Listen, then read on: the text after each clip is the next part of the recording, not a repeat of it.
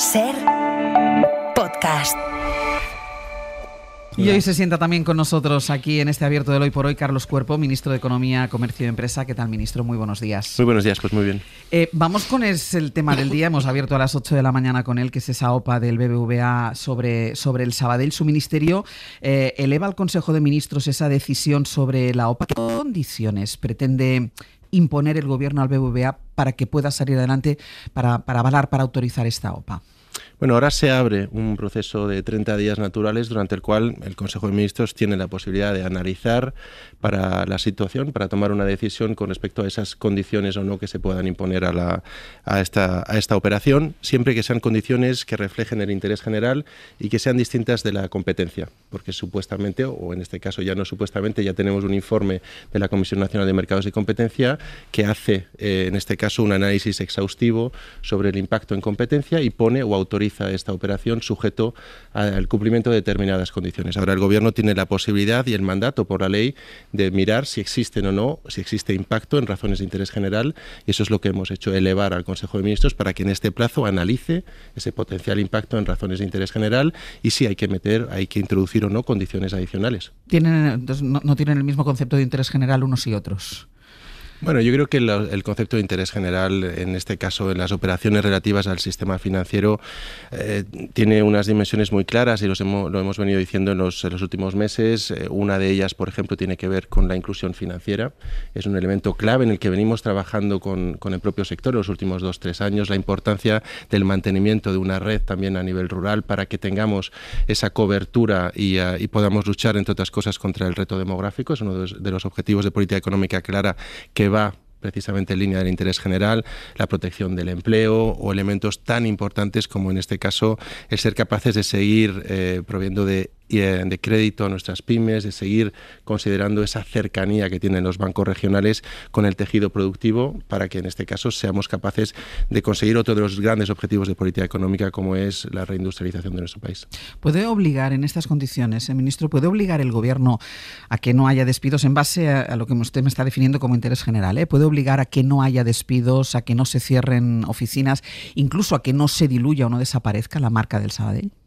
Bueno, nosotros lo que vamos a hacer es una valoración evidentemente muy aterrizada y en línea con lo que nos permite y nos habilita la ley, siendo siempre proporcionales en las condiciones si es que se imponen para proteger estos intereses generales. Otro de ellos, por ejemplo, es la cohesión territorial. Estamos hablando de un banco, el Banco Sabadell, con una implantación muy importante en Cataluña, pero no solo en Cataluña, también en Comunidad Valenciana o en Baleares, ¿no?, entre otras. Entonces, de nuevo, estamos siguiendo paso a paso la habilitación que nos da la ley para mirar estas condiciones, estas razones de interés general que no quedan cubiertas en el procedimiento, puesto que las entidades, las instituciones que han mirado esta operación hasta ahora, cada una lo ha hecho en el ámbito de sus competencias.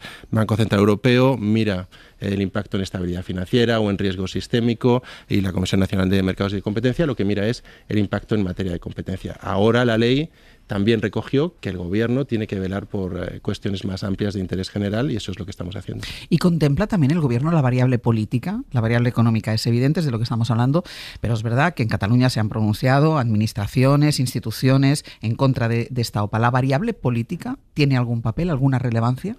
Bueno, de nuevo, aquí lo que nos centramos son en razones de interés general. Esas razones de interés general, muchas de ellas ya han sido, o algunos de los agentes sociales de la economía catalana, valenciana también, ya han señalado algunos elementos de preocupación para ellos. Tenemos organizaciones de empresarios, tenemos también a los propios sindicatos y ellos apuntan en algunas de estas direcciones. El resultado también que hemos visto de la consulta pública que hemos hecho apunta también en esta dirección, que existen razones de interés general que pueden verse potencialmente afectadas. Hemos hablado de la protección del empleo, pero hemos hablado también, como decía, de la cohesión territorial. Imagínese la importancia que tuvo la presencia de bancos como Sabadell o incluso nuestras cajas o cooperativas en el momento del COVID. La presencia de este tipo de bancos, que no son bancos, diríamos, centralizados o bancos grandes en este caso, sino bancos aterrizados en el territorio, para, a través de su mejor conocimiento del cliente, de la mejor valoración del riesgo que tiene gracias a esa experiencia previa, ser capaces de mantener ese flujo de crédito, esa línea de supervivencia para muchas empresas que han sobrevivido gracias precisamente a esta presencia sobre el terreno de nuestras entidades regionales. En la configuración del sistema financiero la diversificación es desde luego un activo. Tener bancos grandes, pero también tener bancos medianos, bancos pequeños que estén más aterrizados a lo largo del territorio, y en ese sentido, por lo tanto, yo creo que es útil que cada uno mire en el marco de sus competencias. Nosotros ahora tenemos que mirar y velar por ese interés general. ¿Ha hablado con los presidentes del BBVA y del Sabadell para comunicar la decisión de elevarlo al Consejo de Ministros? Sí, hablé con ellos ayer. ¿Y la respuesta? Bueno, me agradecieron la llamada y la información. Y ya está. Sí, bueno, entiendo que uno estaría más de acuerdo que otro. Bueno, no entramos a discutir el fondo, hemos hablado en muchas ocasiones. Lo que sí creo es que nos sorprendió. ¿No sorprendió? No, yo creo que además tampoco creo que hubiera sorprendido a nadie. Llevamos muchos meses anticipando, ¿no?, nuestra preocupación en base a distintas motivaciones. Una de ellas era la competencia. Tenemos ahí el expediente que ha realizado la propia CNMC, por primera vez en una operación del sector financiero, llevando este expediente a esta segunda fase, es decir, autorizándolo con esas condiciones que ha puesto sobre la mesa, y además ahora tenemos el resto de condiciones que nos preocupaban o cuyo impacto potencial nos preocupaba, ¿no? Hemos señalado cohesión territorial, inclusión financiera, protección del empleo. Ahí es donde vamos a centrar nuestro análisis. ¿Puede haber conflicto con Bruselas después del pronunciamiento de Bruselas sobre la OPA? Bueno, yo espero que no haya ningún tipo de conflicto. Nosotros, como he dicho, en el marco legal estamos siendo muy respetuosos con nuestro marco doméstico, siguiendo los procedimientos, respetando los plazos, y por lo tanto yo creo que no debería de haber ningún tipo de conflicto, porque además pienso que nuestra normativa doméstica está perfectamente alineada con los objetivos y con la normativa europea. ¿Les ha sorprendido esta reacción de Bruselas? Si está alineada a sus objetivos con la normativa europea, si en principio no tiene que haber ningún problema, ¿les ha sorprendido? Bueno, yo creo de nuevo que tenemos que diferenciar dos ámbitos importantes. El ámbito legal, donde nosotros estamos siendo escrupulosos, como no puede ser de otra manera, y garantistas con el procedimiento y con nuestra normativa. Y luego podemos entrar a una discusión del fondo, del contenido, de cómo creemos que tenemos que ir avanzando hacia esa unión bancaria, hacia la consolidación de nuestro sistema financiero. Y como le decía, cómo tiene que quedar, ¿no? Cómo queremos que quede en el futuro el sistema financiero para poder competir a nivel internacional, pero también para poder conservar y preservar estos objetivos de política económica tan importantes como que el crédito siga fluyendo a nuestras pymes, particularmente de manera generalizada en todo el territorio, que seamos capaces de proteger el empleo, porque no solo es proteger el empleo de aquellas oficinas que no se cierren, sino que la presencia también territorial de estas entidades protege la actividad económica de la zona y por lo tanto protege también el desarrollo económico y el empleo en aquellas comarcas, en aquellos municipios donde se mantienen. Hay algún dato que yo creo que es importante o evidencia en todo el proceso de consolidación del sector financiero de los últimos años, de la última década. Cuando miramos, sobre todo a nivel rural, cuáles son las entidades que se mantienen como último banco en los pueblos donde va cerrando, diríamos, cada una de las instituciones, no solo las entidades financieras, pues normalmente aquellas entidades que se quedan son aquellas que estamos hablando de cooperativas, cajas o pequeños bancos regionales que tienen pues un mayor acercamiento a la región, una mayor vinculación y otros objetivos, un objetivo de cooperativa, un objetivo social que les permite tomar este tipo de decisiones donde a lo mejor la estricta rentabilidad, el criterio estricto de rentabilidad no sea el único que hay sobre la mesa. Un ejemplo claro, por salirnos del territorio que estamos hablando, sería el caso de Abanca en Galicia, ¿no? Yo creo que esto, de nuevo, configura un contexto en el cual tenemos que aterrizar este tipo de criterios de interés general para tomar una decisión en cuanto a posibles condiciones adicionales que se puedan establecer, porque queremos proteger ese interés general. Yo creo que es fácil de entender. ¿Y cree que esto Bruselas lo entiende? Yo no sé si a Bruselas le corresponde pronunciarse sobre la OPA. Bueno, yo creo que la pronunciación de Bruselas, y así la entendemos nosotros, tiene que venir con respecto al alineamiento de nuestra normativa con la normativa europea. Como decía, nosotros estamos siguiendo, por supuesto, al pie de la letra lo que establece nuestra normativa en plazos y procedimientos, y luego Bruselas, esa interpretación, esa protección, es el garante, ¿no?, de la protección de los tratados, pues tiene que ver hasta qué punto la normativa nacional de España, pero el resto de Estados miembros, está alineada con la normativa europea. De nuevo, nosotros creemos que nuestra normativa, que ya se ha puesto a prueba, por ejemplo, en el caso de otra fusión, era de otro sector, pero ya se puso a prueba esta intervención en tercera fase del Gobierno, está perfectamente alineada con la normativa europea. ¿Qué tiempos se abren ahora, ministro? Pues para la intervención del Gobierno en esta tercera fase del Consejo de Ministros tenemos 30 días naturales. Es decir, que está además muy acotado el espacio, por lo tanto no genera incertidumbre con respecto a plazos. No se puede dilatar. No. Está tasado 30 días. Exacto. Cuando el BBVA presentó la OPA, usted dijo que la suma con el Sabadell podía tener efectos lesivos sobre la competencia. ¿Cree que las medidas que ha impuesto la Comisión de Competencia son suficientes para evitar esos efectos lesivos? Bueno, aquí es importante, por mi parte, si me permite también, el respeto institucional. A la Comisión Nacional de Mercados y la Competencia, a la CNMC, le corresponde hacer esta valoración. Nosotros hemos sido muy respetuosos con los tiempos y, por lo tanto, también lo seremos con las conclusiones que ha puesto sobre la mesa la propia CNMC. Y, como decía, es el primer caso, la primera fusión en la cual se ponen estas condiciones. Y además es interesante para mí porque la CNMC, en este caso acordado o preacordado también con el propio BBVA, ha puesto condiciones que van más allá de la competencia. Ha puesto condiciones relativas también, por ejemplo, a la inclusión financiera o al cierre de oficinas. Esto quiere decir que entre todos tenemos, yo creo que una visión compartida de que hay elementos que son de interés general, razones de interés general que tienen que ver con algo más que la estabilidad financiera o el impacto en competencia y que por lo tanto requieren que alguien se encargue y se ocupe de velar por ellos, y en este caso, tal y como prevé la norma, es del Gobierno. Había otra cosa inédita en esta OPA, que ustedes lanzaron una consulta pública, el Gobierno lanzó una consulta pública para recabar opiniones sobre la OPA del BBVA sobre el Sabadell. Es la primera vez que se usaba este mecanismo, que evidentemente para una operación empresarial que se puede usar, pero no se había hecho nunca. ¿Cuánta gente ha participado y qué les han dicho? Bueno, aquí es importante también contextualizar. Ese tipo de mecanismos, como bien dices, se utilizan en numerosos casos. Por ejemplo, cuando se lanza una convocatoria pública sobre un proyecto estratégico, cuando se delimitan los trazados de las carreteras, por ejemplo, hay muchas circunstancias donde se recurre a este mecanismo. Para nosotros era importante la información cualitativa que obtuviéramos, que queríamos obtener de esta consulta, para ver efectivamente el pulso de la ciudadanía, si existían también motivos de interés general que pudiéramos captar en esta consulta, y en ese sentido yo creo que lo importante no es cuánta gente participa, porque en este caso no había un censo previo de cuántos tenían o debían participar, sino qué información obtenemos, y en este caso, como decía, la información que hemos obtenido apunta a la existencia de impacto potencial en razones de interés general, en línea con lo que nosotros habíamos venido anticipando, y por lo tanto es el elemento, yo creo que ha sido un elemento útil también para nosotros. ¿Les anima a utilizarlo para otra operación empresarial o económica después de la experiencia? Bueno, yo la verdad es que sí, diría que sí, que para mí esto podría encajarse como una buena práctica. Es un elemento adicional que en este caso yo creo que ha sido efectivamente una primera vez que probablemente pueda repetirse, ¿por qué no? Me quedan dos cosas que le quiero preguntar todavía sobre la OPA. La primera, en esta operación, en las decisiones que está tomando el Gobierno, no está solo el Ministerio de Economía, participan otros ministerios. Sí, tal y como prevé la normativa, nosotros lanzamos también una consulta a todos los ministerios de contenido económico, los que participan en la comisión delegada, para ver si ellos veían razones para elevar esta operación al Consejo de Ministros, y 5 de ellos así lo dijeron: el Ministerio de Industria, el Ministerio de Trabajo, el Ministerio de Seguridad Social, el Ministerio de Derechos Sociales y me estoy dejando uno.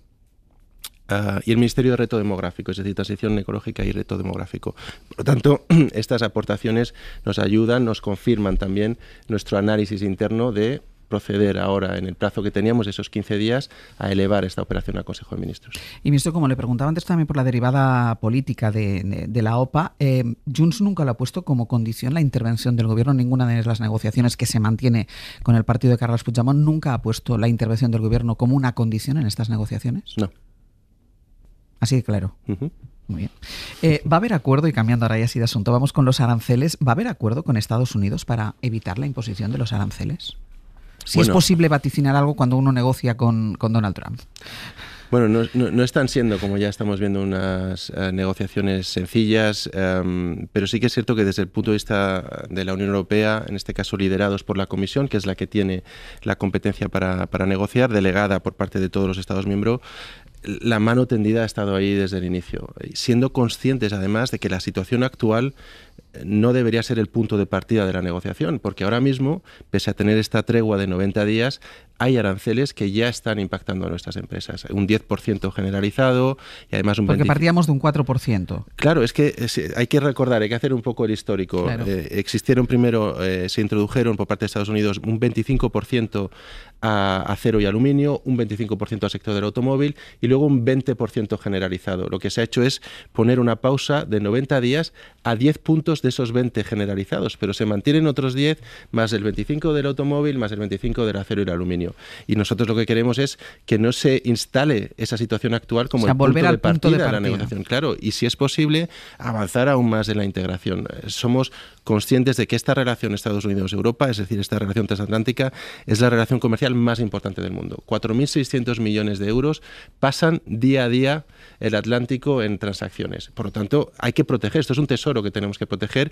Queremos hacerlo y desde Europa, desde luego, mano tendida. Dicho esto, como decía, no podemos ser ingenuos en cuanto a la posición inicial negociadora, ni tampoco, en este caso, no utilizar los instrumentos y las herramientas que están a nuestra disposición para proteger a las industrias, a los consumidores y a los trabajadores europeos. De hecho, ya se puso sobre la mesa un primer paquete de aranceles de Europa a productos estadounidenses por valor o afectando en torno a 20.000 millones de exportaciones estadounidenses. Esto se ha quedado también en suspenso mientras negociamos, pero en paralelo seguimos trabajando con posibles respuestas si es que estas negociaciones no llegan a buen puerto. Pero ahora mismo con una prioridad muy clara, que es que estas negociaciones terminen en un acuerdo justo y equilibrado, que es lo que queremos. ¿Pero se puede negociar con alguien que va cambiando las reglas del juego constantemente? Es decir, que ahora aumento aranceles, ahora los rebajo, ahora doy una fecha tope, pero luego, venga, os doy un poco más de fecha tope. ¿Se puede negociar con alguien que al otro lado que es imprevisible?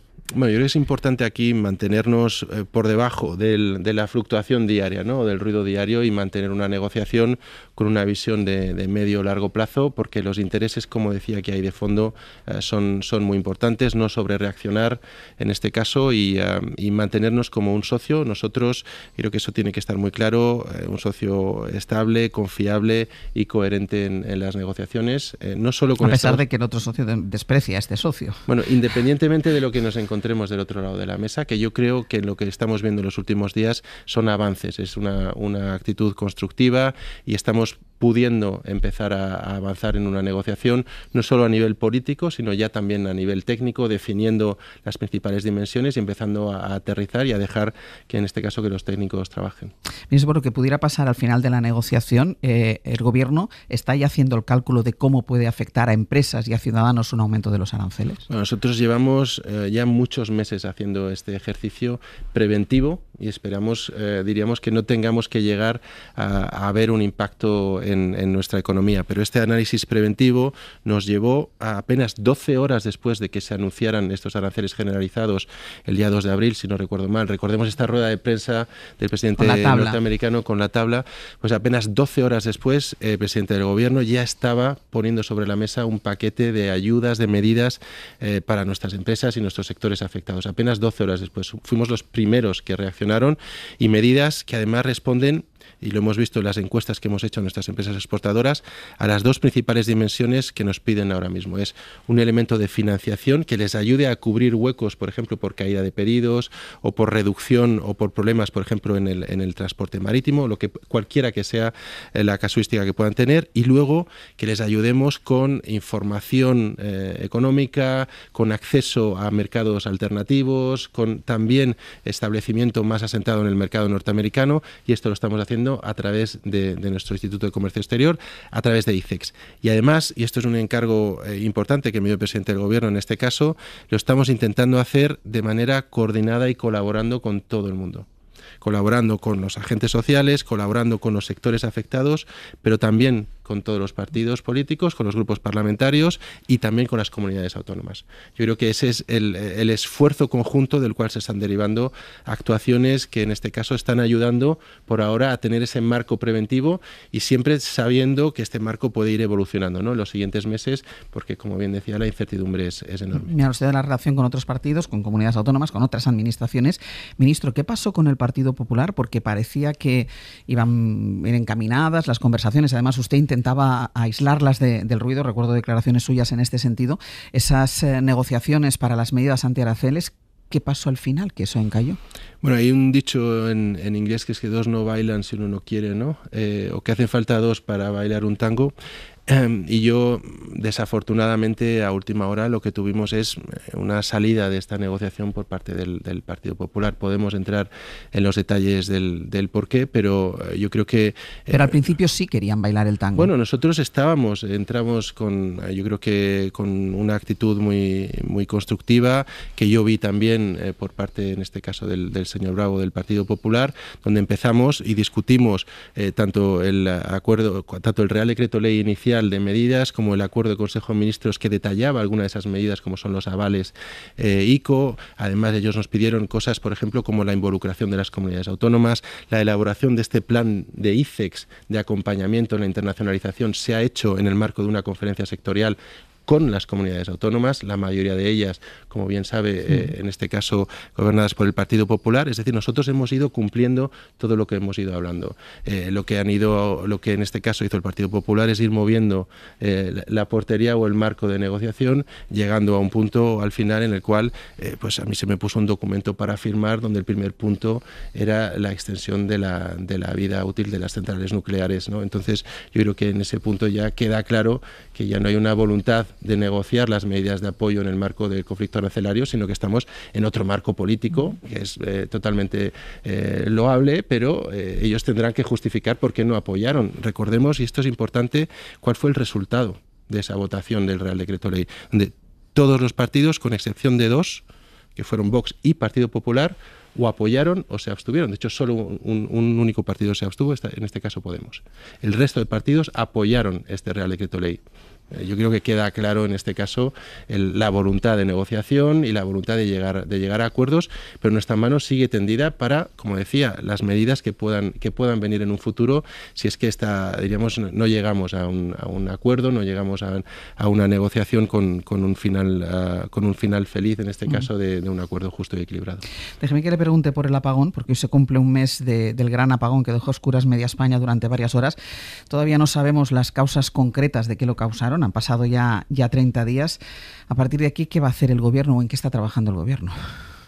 Bueno, nosotros, como ya ha dicho en numerosas ocasiones la vicepresidenta tercera, lo que estamos ahora es con un objetivo primordial, que es seguir analizando todo lo que ocurrió durante esos minutos, durante esas horas, para tener un análisis robusto, certero, aterrizado de cuáles fueron las causas y, por lo tanto, a partir de ahí tomar las medidas y tener las conclusiones adecuadas, ¿no? Para que esto evidentemente no se vuelva a producir. Yo creo que eso es la actuación y la ocupación principal y primordial a estas alturas. Desde el punto de vista del ministro de Economía, lo que hicimos en este caso fue un análisis pormenorizado e inmediato de cuáles estaban siendo los impactos, ¿no? Los efectos en el ámbito económico y cómo estaban funcionando los distintos sistemas, en este caso en coordinación, por ejemplo, con el Banco de España para ver cómo funcionaban los sistemas de pagos, en coordinación con la CNMV para ver cómo funcionaban nuestros mercados.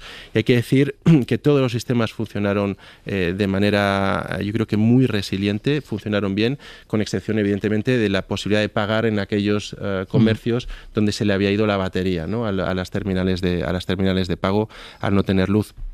A partir de ahí, valoración del impacto, que en este caso fue muy reducido, apenas significativo. Nuestra última valoración estaba en torno a los 200 millones. ¿Por qué? Gracias, y esto es importante, a la rápida recuperación que tuvimos en apenas unas horas del suministro eléctrico. Esto hizo que, si bien pudimos ver una caída en la actividad comercial ese mismo día de en torno al 50%, hubo un rebote a partir del siguiente día, el martes y miércoles, que hizo que se compensara este efecto y de ahí la importancia, ¿no?, de esa resistencia y de esa capacidad de retomar el pulso tan rápido. Ministro, como miembro del Ejecutivo, déjeme que le haga una última pregunta más de calado político. Vivimos inmersos, la actualidad informativa está inmersa en casos judiciales que afectan al Gobierno, al presidente del Gobierno, filtraciones, presuntas filtraciones. Ayer o antes de ayer se hablaba desde el PSOE de cacería. ¿Usted avala esta sensación de cacería? Bueno, a mí, de nuevo, si me permite llevármelo a mi terreno, yo lo que veo es que se pierde espacio para hablar de temas que de verdad importan a los ciudadanos. Se está llenando la conversación pública de temas de ruido, en este caso, que hace que perdamos la capacidad de hablar de actuación de gobierno, en este caso, de la situación económica, de los problemas del día a día de los ciudadanos, y esto está pasando en el Congreso. Por lo menos desde que yo estoy allí, que llevo ya 1 año y 5 meses prácticamente, como les decía, no se habla de economía en el Congreso. Y esto yo creo que es un déficit para los ciudadanos, porque desde luego si hablamos de control democrático del gobierno y de la actuación del gobierno, la actuación principal, y así lo vemos, la preocupación de los ciudadanos siempre tiene en mente pues todos los temas de origen económico, y ahí tendríamos que tener esta conversación, tanto en el Congreso como en el Senado, por supuesto. Usted estuvo aquí poco tiempo después de ser nombrado, pero ya había pasado un tiempo. Usted dijo, a mí todavía no me han hecho ninguna pregunta, el Partido Popular no me pregunta en el Congreso por cuestiones económicas. ¿Le pregunta ya más el Partido Popular por cuestiones económicas? Seguimos en la misma dinámica. O sea, usted los miércoles en la sesión de control... Hoy hay sesión de control. Pues, usted no tiene pregunta hoy. No. Muchísimas gracias. No hay más preguntas. No hay más preguntas, señoría. Ministro, muchísimas gracias. Un abrazo. Para no perderte ningún episodio, síguenos en la aplicación o la web de la SER, Podium Podcast o tu plataforma de audio favorita.